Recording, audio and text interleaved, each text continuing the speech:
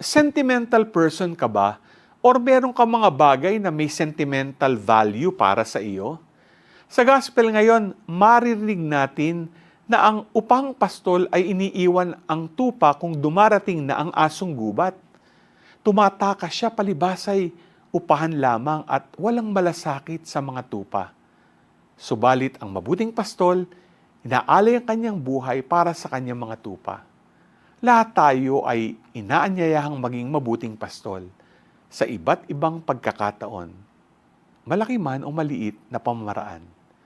Ang pagiging pastol ay hindi lang sa pangangalaga sa ating mga nasasakupan o mga ipinagkatiwala sa atin, kundi pati na rin sa mga biyayang ipinagkaloob ng Diyos sa atin. Madaling isang tabi ang biyaya na hindi natin pinaghirapan. Lagyan natin ng sentimental value ang lahat ng ibinibigay ni Lord, sapagkat ito ay para sa ating ikauunlad at ikatatatag.